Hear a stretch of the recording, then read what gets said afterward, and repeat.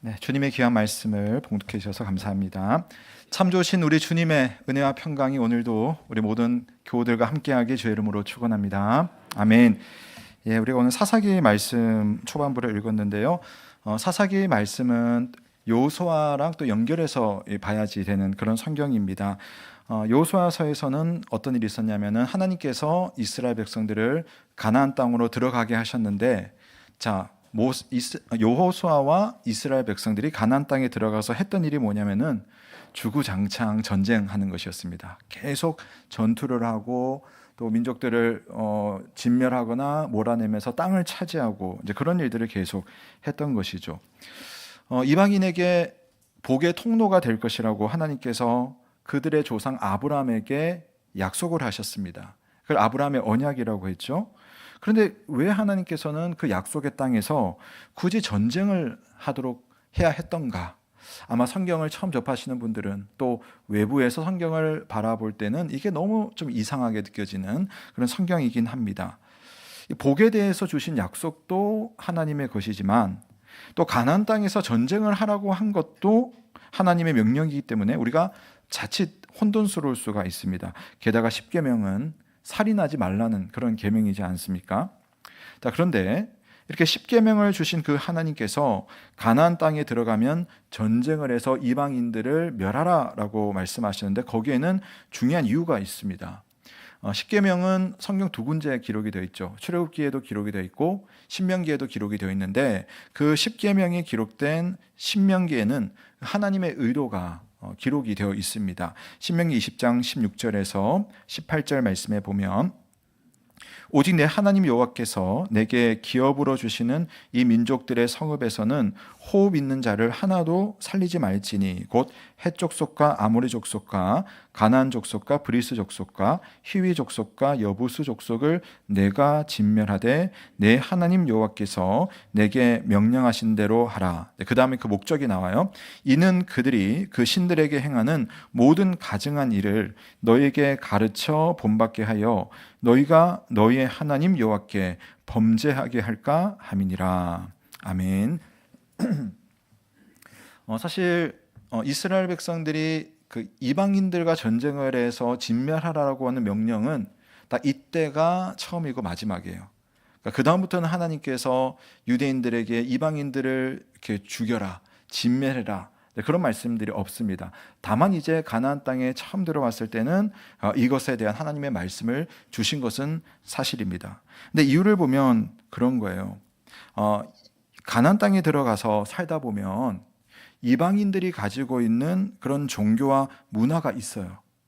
그 종교와 문화를 자연스럽게 접하다 보면 그 종교와 그 문화의 방식대로 살아간다는 겁니다.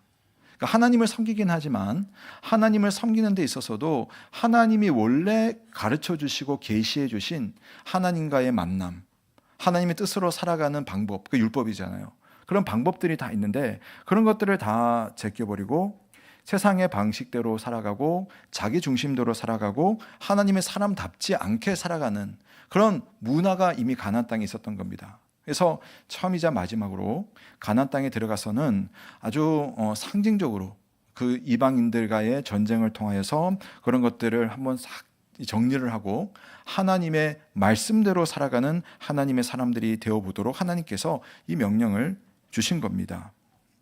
자, 그런데 이 약속의 땅에 살기 위해서 이스라엘 백성들에게 그렇게 주셨지만 실제로는 이 백성들이 이 문제들을 다 해결하지는 못하면서 이제 이야기들이 진행이 되는 것입니다. 물론 약속의 땅에서 산다는 것이 이스라엘 백성들의 마음속에는 더 이상 우리가 애굽의 종살이를 하지 않아도 되는구나라고 하는 안도감은 있어요. 노심초사, 눈치 보지 않고도 당당할 수 있는 삶이 펼쳐집니다. 근데 이것은 더 이상 우리가 땅의 사람으로 살지 않고 하늘의 사람으로 살겠다라는 그런 다짐이 이제 생겨나는 겁니다. 그러나 여러분, 전쟁이라고 하는 것이 그런 것이고 또 이후의 삶도 그렇지만 약속의 땅에 들어간다고 해서 모든 환경들이 다 정리되고 다 구비되는 것은 아닙니다. 전쟁을 해야 된다는 거죠. 마찬가지로 우리가 예수님을 믿고 믿음으로 사는 것은 이제는 우리가 이런 전쟁을 하지는 않습니다만은 나 우리의 삶 속에는 믿음으로 살아가면서 분투해야 되는 우리 주변의 환경들이 있어요. 하나님의 백성답게 살기 위해서는 그 환경들과 때때로는 전쟁을 하듯 믿음의 싸움을 해야 되는 그런 것들이 있다는 겁니다. 하나님은 자기 백성을 온실 속의 화초로 불러내신 것이 아니었어요. 때로는 바람을 맞아가면서 힘을 키우기도 하고, 때로는 배고픔 가운데 밥 한 끼가 얼마나 고마운 하나님의 은혜인지를 깨닫도록도 하고, 또 어떻게 내가 해결할 수 없는 인생의 벽을 만날 때마다 우리를 초월하시고 우리를 사랑하시는 그분을 의지하는 삶이란 과연 어떤 것일까? 이기는 방법을 배우는 것이 약속의 땅에서의 삶이었습니다. 하나님의 뜻을 받아서 여호수아는 가나안 땅에 들어가서 열심히 싸웠고, 그의 마지막 시기에는 사방에 안식이 왔고 지파별로 땅을 나누어서 살게 됩니다. 물론 정복 전쟁이 완전히 끝난 것은 아니었어요. 여전히 가나안 땅에는 이방인들이 남아 있었기 때문에 이스라엘 지파는 계속해서 하나님 주신다고 약속하신 그 땅을 정복하기 위해서 계속 싸웠습니다. 자, 그런 과정 가운데 여호수아 이후의 세대에게 그다음 정말 중요했던 것이 단지 땅을 정복하는 것이 아니라 그 전쟁의 이유를 계속 가지고 있는 것이었습니다. 아까 신명기 20장 18절 말씀처럼 하나님을 잘 섬기면서 복의 근원으로 살아가는 것이 과연 어떤 삶인가를 하나님과의 관계 속에서 배워나가야 되고, 그것이 율법의 용도가 그랬습니다. 근데 문제가 생깁니다. 여호수아 이후의 세대, 그 다음 세대들이 우리가 왜 가나안 땅에 들어왔는지, 가나안 땅에서 어떻게 살아야 하는지에 대해서 그 가치가 혼돈이 오게 된 겁니다. 그래서 그 결과가 오늘 말씀 11절부터 13절에 나와 있는데요. 우리 한번 같이 읽어보겠습니다. 11절부터 13절입니다. 시작. 이스라엘 자손이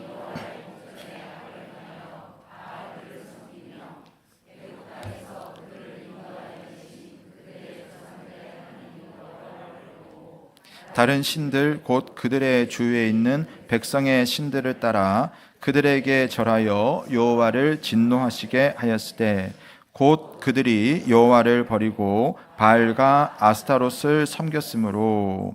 아멘. 자, 가나안 땅에 이제 정착을 했습니다. 정착을 했는데 이스라엘의 자손들은 보니까 여호와의 목전에서 눈앞에서 악을 행했다고 합니다. 그 악이 뭔고 하니 바알과 아스다롯이라고 하는 가나안 땅에 이미 있는 그 신을 섬기는 일이었어요.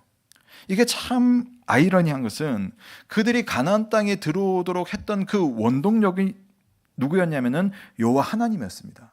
하나님께서 이들을 가나안 땅으로 오도록 처음부터 약속하셨고 여러 상황을 통해서 인도하셨고 기적적으로 들어왔습니다. 그래서 그렇게 해서 들어와서 이스라엘 백성들이 해야 하는 일이 뭐냐면은 여호와 하나님을 잘 섬기고 그분의 백성으로 살아가고, 그러기 위해서 이방의 문화와 이방의 신상들을 제거하는 일이었는데 이게 반대가 되어버린 거예요. 이방 신을 섬기고 여호와 하나님을 버리는, 그러니까 이 가치가 역전이 돼버립니다. 왜 그랬을까? 이스라엘 백성들은 애굽에서 노예살이를 했습니다. 그때 유목민으로서 살았지만 또 농사도 지었어요. 그러다가 이제 애굽을 탈출하면서 광야 생활을 하게 되면서는 이제는 오로지 하나님만 바라보는 그런 생활을 하고, 또 유목민의 어떤 그런 마음을 가지고 계속 이동을 했던 겁니다. 그러다가 이제 가나안 땅에 딱 들어갔어요. 그러니까 정착을 했습니다. 정착을 하고 보니까 농사를 지어야 되는 거예요. 그런데 가나안 사람들은 농사를 탁월하게 잘 짓습니다. 이미 농사 방법이 얼마나 많겠습니까? 문제는 농사를 짓기 위해서 가나안 고유의 농업 방식을 모방하는데, 심지어는 그 가나안 사람들이 농사를 위해서 숭배하는 그들의 신까지도 숭배하게 되는 겁니다. 그 신의 이름이 바알과 아스다롯이었습니다.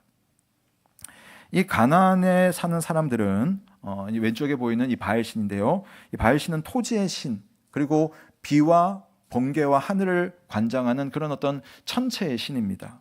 그다음에 그 옆에 있는 여자신, 그러니까 부인이거든요. 아스다롯이라고 하는 여신인데, 이 여신은 주로 이제 다산을 상징하는 그런 신입니다. 그러니까 토양이 비옥해지고 소출이 많아지고 가정의 자녀들이 많이 생산되고 이게 경제력으로 연결되지 않습니까? 그런 어떤 복이 바로 이방인들이 섬기는 저 바알과 아스타로스로부터 비롯되었다라고 하는 생각을 하면서 자연스럽게 이스라엘 사람들은 저들이 하는 방식으로 이 신을 섬기기 시작한 겁니다.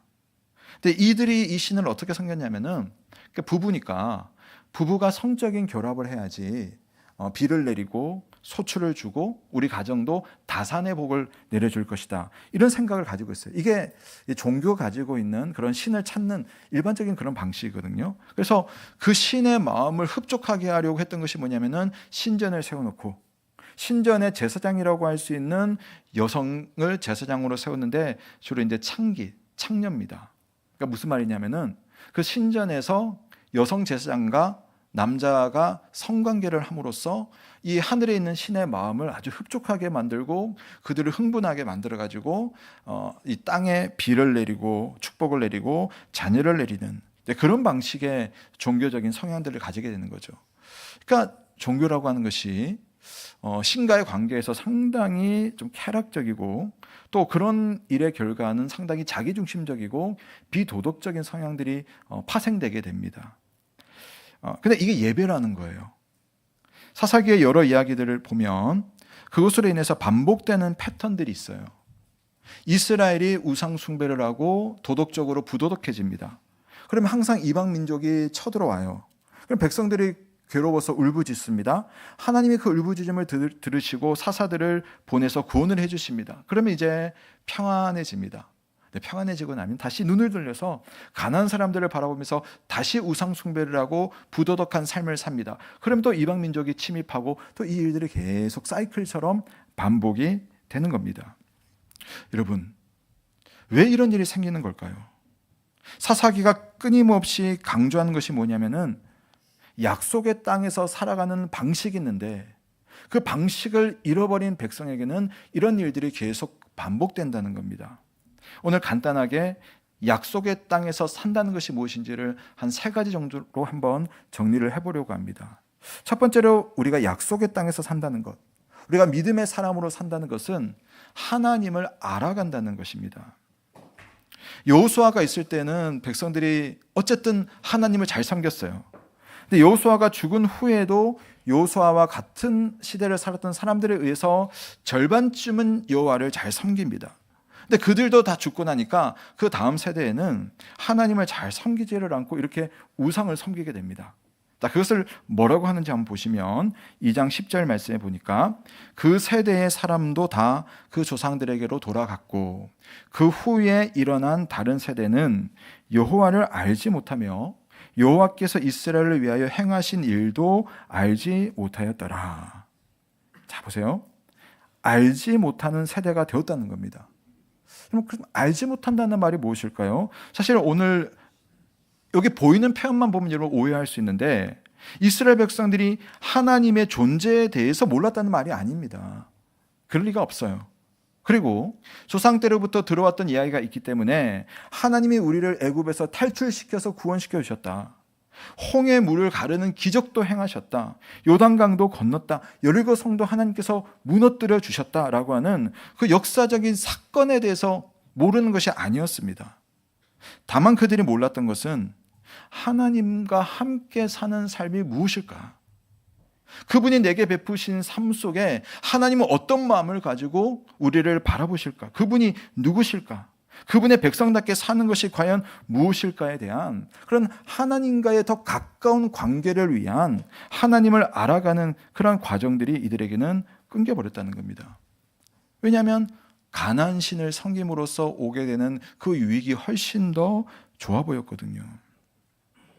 간단히 말해서 그들은 그렇게 하나님을 잊어버렸습니다. 그 결과가 무엇입니까? 11절을 다시 보시면 이스라엘 자손이 여호와의 목전에 악을 행하여 바알들을 섬기며 라고 되어 있습니다.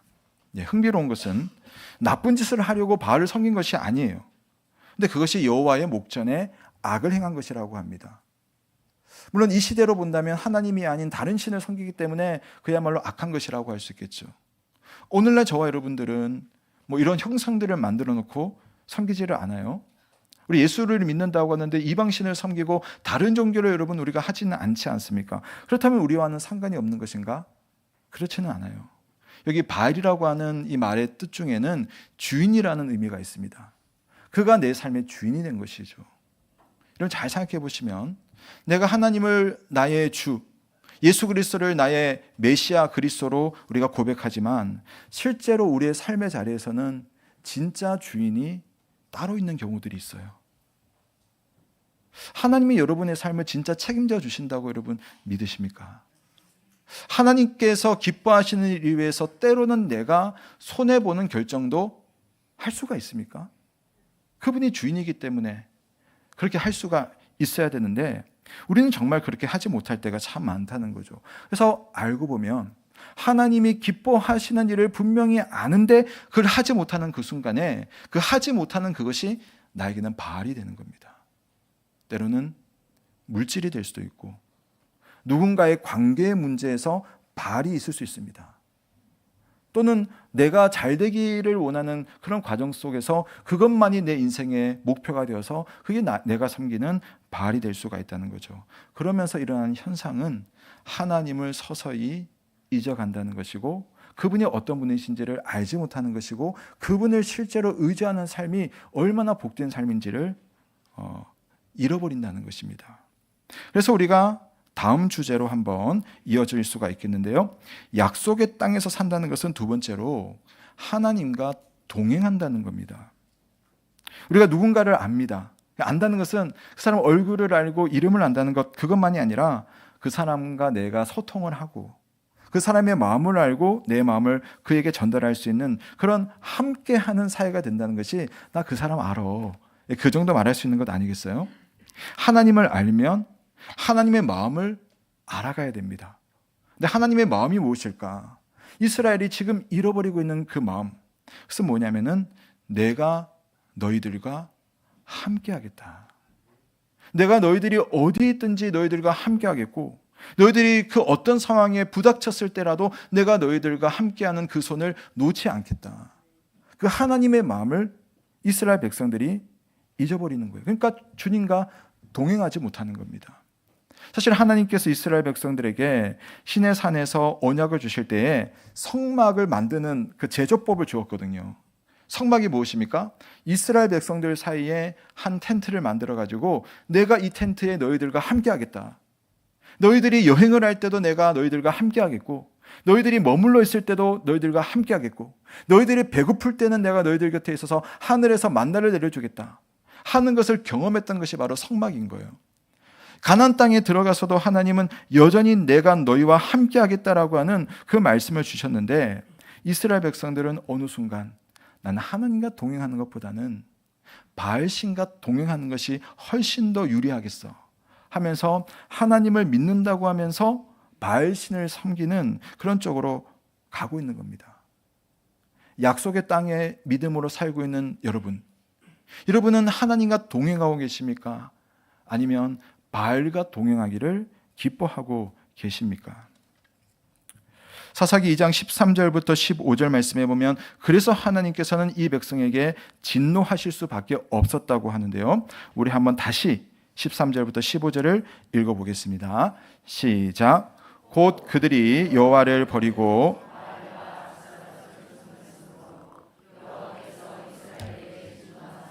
노략하는 자의 손에 넘겨주사 그들이 노략을 당하게 하시며 또 주위에 있는 모든 대적의 손에 팔아 넘기심에 그들이 다시는 대적을 당하지 못하였으며 그들이 어디로 가든지 여호와의 손이 그들에게 재앙을 내리시니 곧 여호와께서 말씀하신 것과 같고 여호와께서 그들에게 맹세하신 것과 같아서 그들의 괴로움이 심하였더라.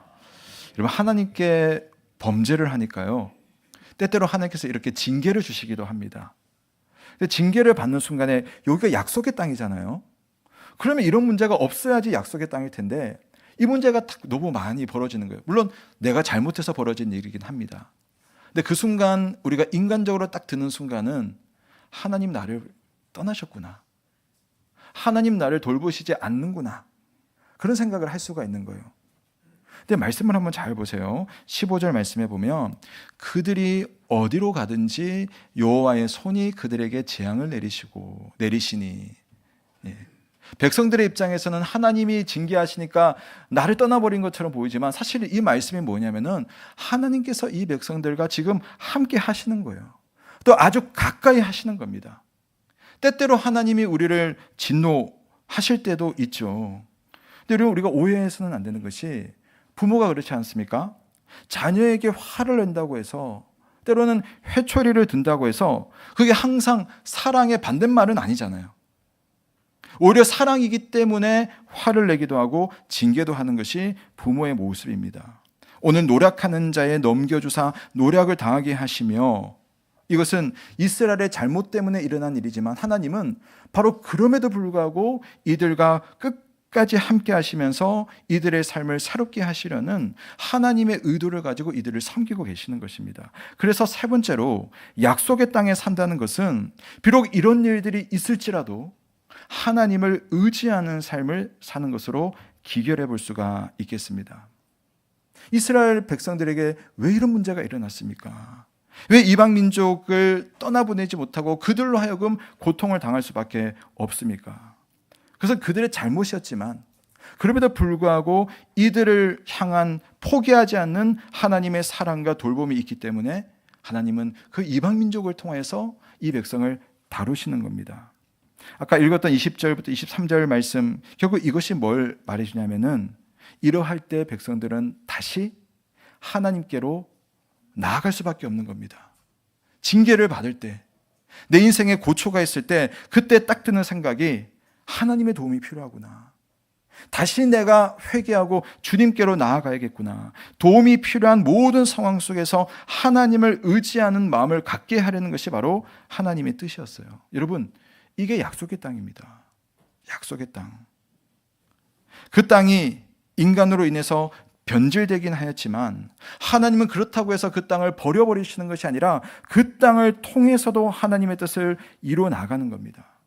가나안이 약속의 땅인 이유는 하나님을 알아갈 수 있는 곳이 되고 하나님과 동행할 수 있는 곳이 되고 하나님을 의지할 수 있는 곳이 되기 때문에 여러분, 그 땅이 약속의 땅인 겁니다. 제가 지난 한 주간 우리 성도님 가정 신방을 하는데, 지난 주간에는 좀 특별히 우리 중에 인생의 어려움을 좀 겪는 그런 성도님 가정을 신방을 하게 되었습니다. 참 순간적으로 너무 어려운 상황들이 벌어져서 참 극복하기가 참 쉽지 않은 그런 상황 속에 있는 가정도 있고, 또 오랜 기간 동안 정말 남들이 경험할 수 없는 그런 특별한 아픔과 또 눈물 속에 살아가는 그런 성도들 가정도 신방을 했습니다. 제가 신방을 하고 그 이야기를 듣는 가운데서 제 마음속에 다 그런 생각이 드는 거예요. 처음에는 눈물이 나더라고요. 어떻게 살아오신 거지? 어떻게 견뎌내실 수 있지? 그런 생각이 딱 들었는데, 이야기를 쭉 풀어내면서 하시는 말씀을 듣고 보니까 그 생각이 딱 드는 거예요. 이 가정은 바로 여기가 약속의 땅이구나. 바로 여기에서 하나님을 알아가고 계시는구나. 바로 이 상황 속에서 하나님과 동행하고 계시는구나. 바로 지금 이렇기 때문에 하나님을 더 의지하고 계시는구나 하면서 제가 목사지만 참 존경스러운 마음을 가지게 되고, 이 가정을 위해서 정말 진심으로 기도하고 싶은, 또 기도하는 그런 마음을 얻을 수가 있었습니다. 사랑하는 성도 여러분, 우리가 약속의 땅에서 산다는 것은 때때로 우리의 잘못으로 징계가 오기도 합니다. 때로는 나의 잘못이 아니지만 고난도 있는 곳이, 또 가난해지기도 하는 것이, 또 하늘이 가뭄이 들어서 배고프기도 한 것이 바로 약속의 땅이기도 합니다. 그러나 약속의 땅이 약속의 땅인 것은 하나님을 인격적으로 알아갈 수 있는 곳이 되고, 그 하나님과 동행하는 삶을 살 수가 있고, 그 하나님을 의지하는 믿음을 배울 수 있는 곳이 바로 약속의 땅인 것이죠. 오늘 우리 모두 다 믿음으로 약속의 땅을 살아가고 있지 않습니까? 여러분의 약속의 땅에서 때로는 이스라엘 백성처럼 실수하고 잘못해서 겪는 어려움이 있다면, 그것 때문에 여러분 주저앉지 마시고, 내가 지금 하나님을 알아가고 하나님의 손을 잡고 동행하고 그분을 의지하라는 주의 뜻이 있으시구나. 고난 가운데 있다면 역시 동일한 마음으로 하나님을 찾을 수 있는 저와 여러분 되시길 주님의 이름으로 축원합니다.